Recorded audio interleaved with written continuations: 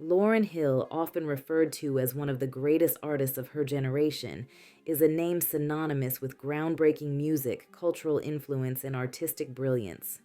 Her rise was meteoric, her impact immeasurable, but her retreat from the spotlight left fans and critics wondering, what happened?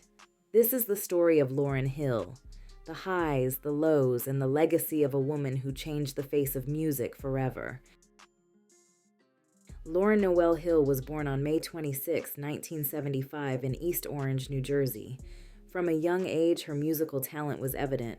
Raised in a supportive household, Lauryn was exposed to a variety of musical influences, from Motown classics to gospel and reggae. In high school, she met Pras Michel and Wyclef Jean, and together they formed the group that would later become the Fugees. The Fugees began as a rap group, but quickly developed a unique sound that blended hip-hop, reggae, and soul. Their second album, The Score in 1996, catapulted them to international fame. With hits like Killing Me Softly and Ready or Not, the album sold over 22 million copies worldwide and earned them 2 Grammy Awards. Lauryn's distinctive voice and lyrical depth became the centerpiece of the group, setting the stage for her solo career.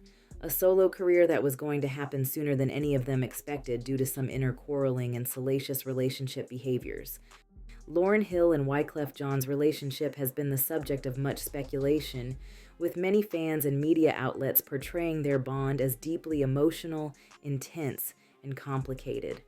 Both were integral to the success of the group the Fugees, and their partnership was both musical and personal, which led to rumors and whispers about their connection off stage.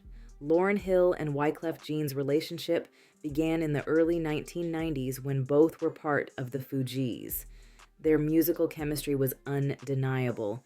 Hill, with her powerful vocals, and Wyclef, known for his unique blend of hip-hop, reggae, and soul, created a sound that was both revolutionary and commercially successful and cemented their place in music history. Behind the scenes, however, tensions were brewing. There were rumors about their personal relationship, with some suggesting a romance that never fully blossomed into a public one. At the time, Wyclef was married to his longtime girlfriend, Marie Claude, whom he'd married in 1994.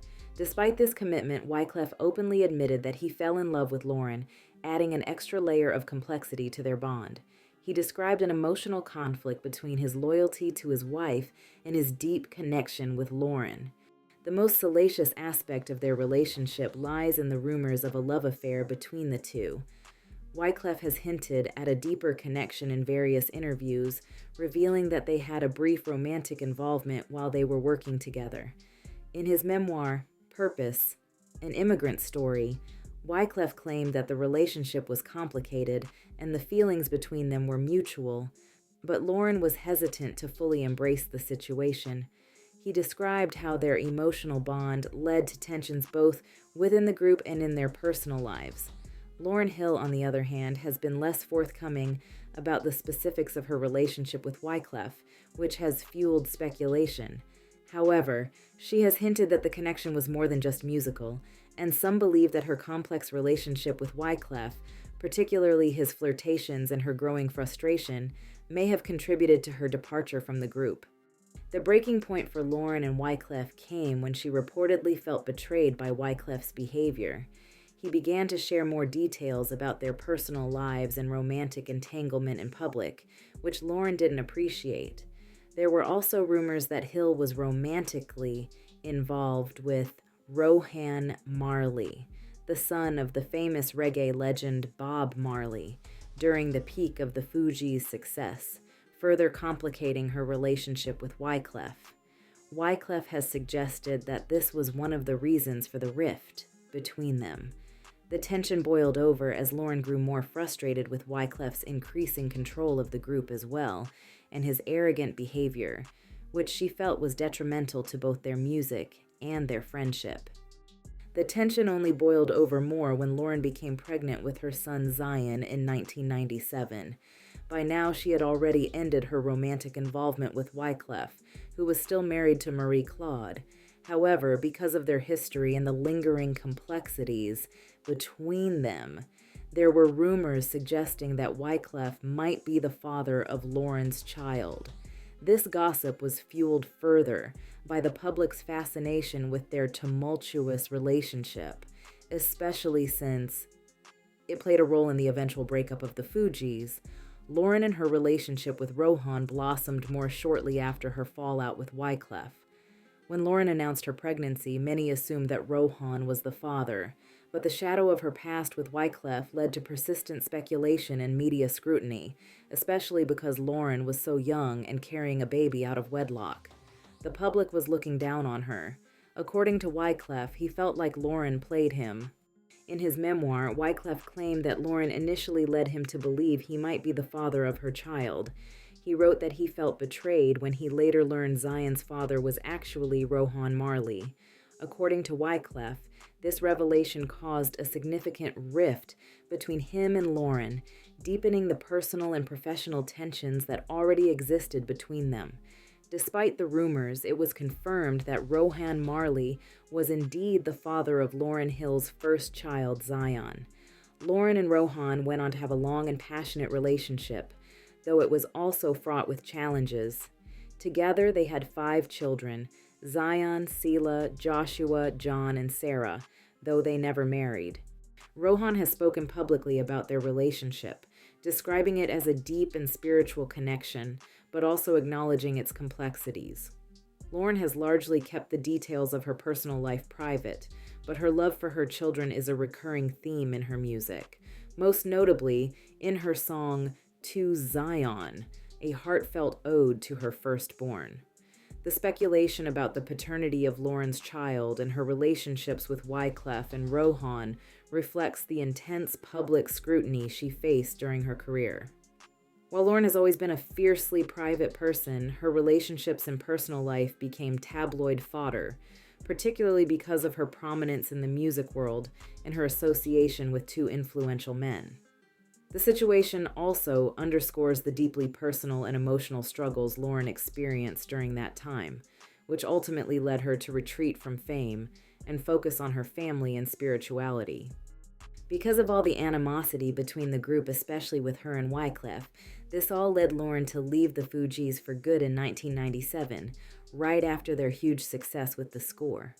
Lauryn's departure marked a shift in her life and career as she focused on her solo project and what would become the Miseducation of Lauryn Hill. The aftermath of their strained relationship continues to reverberate through both of their careers. In the years following the Fugees' split, both Wyclef and Lauryn Hill pursued solo careers, with Hill emerging as a critical and commercial powerhouse with her 1998 album. Wyclef, meanwhile, carved out his own path in the music industry with a successful solo career and collaborations with other artists.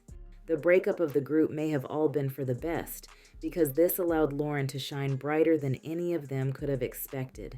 In 1998, Lauryn released her debut solo album, The Miseducation of Lauryn Hill, a project that remains a cultural touchstone. The album was a blend of neo-soul, R&B, reggae, and hip-hop, with lyrics that explored love, spirituality, motherhood, and self-discovery. The album was a commercial and critical triumph, debuting at number 1. Won on the Billboard 200 and earning Lauryn 5 Grammy Awards, including Album of the Year. This was historical. She became the first woman to win that many Grammys in one night. Songs like Doo-Wop, That Thing, and X Factor cemented her status as a generational icon. So as fast and high as her star rose, it seemed to drop and extinguish as quickly. Despite her success, Lauryn began to struggle with the pressures of fame and life. By the early 2000s, her relationship with Wyclef, once a source of inspiration, had deteriorated. Rumblings of a tumultuous relationship with Rohan was surfacing, showing that they weren't as good together as it seemed, and she also began questioning the music industry, feeling exploited and manipulated. This is also during the time when she started seeing a man that many around her called a cult leader, and they became concerned. His name was Brother Anthony, and some attribute his role in her life as the reason why Lauryn no longer wanted to be in the entertainment business, and also why it seemed her mental health declined. After the success of the Miseducation of Lauryn Hill, Lauryn became increasingly disillusioned with the music industry and the pressures of fame. She met Brother Anthony, a spiritual leader who introduced her to the teachings of the Ethiopian Orthodox Church. Their relationship was not romantic, but rather a deeply spiritual one that helped guide her through a period of intense personal reflection. Lauryn's connection with him was part of a broader exploration of faith, spirituality, and a search for deeper meaning beyond the superficiality of fame. Brother Anthony became an important figure in Lauryn's life, guiding her toward a path of spiritual awakening. This period marked a significant shift in her worldview, influencing her decision to retreat from the public eye and step away from the pressures of being a celebrity. Lauryn Hill's decision to step away from the spotlight was a culmination of many factors, including her growing disillusionment with the music industry, her spiritual journey, and the emotional toll that fame had taken on her. In interviews, she has often spoken about feeling overwhelmed by the expectations placed on her and the way the industry commodified her talents. The pressure to continually produce and maintain a public image took a heavy emotional toll, and Lauryn began to realize that fame wasn't fulfilling her deeper needs. One key factor in her retreat from fame was her desire for authenticity and peace. She had spent years in the limelight, but felt that it was preventing her from truly connecting with herself and her purpose. The public scrutiny, coupled with personal struggles and the challenges of balancing motherhood, career, and spirituality, led her to a breaking point. Her decision to remove herself from the public eye and take a break from the industry was also influenced by a desire to reclaim control over her life, as she felt manipulated by the entertainment world and its expectations. This withdrawal was evident when she stopped making music for several years after her critically acclaimed album, The Miseducation of Lauryn Hill. In this time, she focused more on her family and spiritual growth, and she later returned to music with a different perspective, exploring her faith and inner struggles through her art. While Lauryn Hill's departure from fame had shocked many, it also sparked discussions about the cost of celebrity and the importance of personal fulfillment over public approval. Her journey became a reminder that fame does not equate to happiness or inner peace. And although Lauryn retreated from the public eye, she made somewhat of a quick return. In 2001, when she recorded MTV Unplugged No. 2.0, a raw and introspective live album. While it showcased her vulnerability and authenticity, the album received mixed reviews, as it lacked the polished production of her earlier work. It seemed like she'd become scatterbrained, non-cohesive, extremely emotional, and imbalanced. This clearly was no longer the Lauryn Hill of the Fugees or the miseducated Ms. Hill. She was very different, and it was concerning to her fans. Lauryn Hill has also faced mental health struggles, which she has acknowledged in various ways throughout her career. Her mental health has often been a topic of public speculation, especially after her decision to retreat from the spotlight at the peak of her career. She has described how the entertainment industry made her feel commodified, isolated, and controlled, which contributed to her emotional struggles. Lauryn once said in an interview, "I had to step away when I realized that, for the sake of my sanity and my soul, I could not play that game." Lauryn's mental health challenges were also compounded by personal issues, including her complex relationships with Wyclef and Rohan Marley, as well as the difficulties of balancing her role as a mother to her 6 children with her career. Her relationship with Rohan was reportedly tumultuous, with allegations of infidelity and emotional strain. Lauryn's spiritual journey seemed to play a significant role in her mental health decline. Her relationship with Brother Anthony, a spiritual advisor, introduced her to a path of introspection and religious faith that profoundly influenced her worldview. While this spiritual exploration was transformative, it also led to accusations of her becoming reclusive and extremely detached from reality. As if her mental health decline wasn't bad enough, Lauryn began to have steep financial issues. Lauryn's legal and financial troubles became a significant part of her post-miseducation narrative. In 2012, she faced charges for failing to file federal income tax returns for nearly $2 million in earnings between 2005 and 2007. Lauryn explained that her withdrawal from the music industry was partly due to needing to escape the exploitation and oppressive forces within it, which she claimed left her unable to meet her financial obligations. But as we all know, the IRS don't give a damn about any of that. Despite her explanation, the court found her guilty of tax evasion, and she was sentenced to 3 months in prison, 3 months of home confinement, and a year of supervised probation in 2013. This marked a low point in her public image, with many questioning how a star of her magnitude could fall into such financial disarray. Lauryn's financial struggles extended beyond the tax issues. Reports surfaced that she owed significant debts to creditors, including unpaid rent and utility bills. These troubles further complicated her attempts to return to the spotlight, as they underscored the difficulty she faced in balancing personal, professional, and financial responsibilities. The legal battle, though painful, reignited conversations about the pressures artists face, especially those who step away from the limelight to protect their mental health and integrity. While Hill fulfilled her legal obligations and eventually resumed performing, the ordeal left a lasting mark on her career.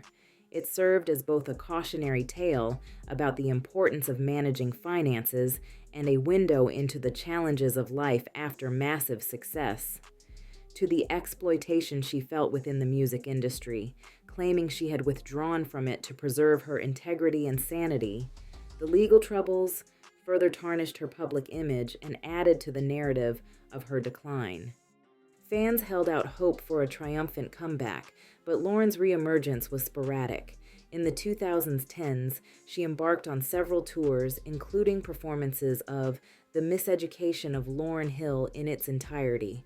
However, these tours were marred by reports of her being hours late to performances, erratic behavior, and tensions with band members.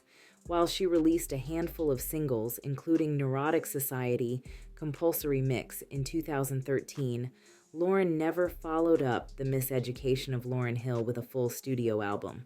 Critics and fans speculated about the reasons, with some blaming industry pressures and others pointing to her perfectionism and mistrust of the music business. Despite her retreat from the mainstream, Lauryn Hill's influence remains unparalleled. The Miseducation of Lauryn Hill is frequently listed among the greatest albums of all time, and her ability to blend genres and address deep, personal themes set a blueprint for many artists who followed. Stars like Beyoncé, J. Cole, and Adele have cited her as an inspiration. Lauryn's story is a cautionary tale about the pressures of fame and the toll it can take on an artist's mental health and creative freedom. At the same time, it is a testament to the enduring power of authenticity and artistic brilliance.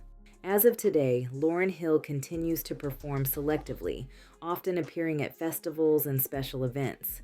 While a second studio album seems unlikely, her work with the Fugees and her solo masterpiece ensure her place in music history.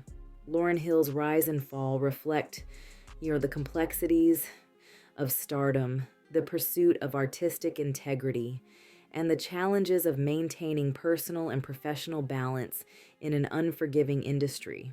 Her story is one of triumph, struggle, and an enduring legacy that transcends the peaks and valleys of her career.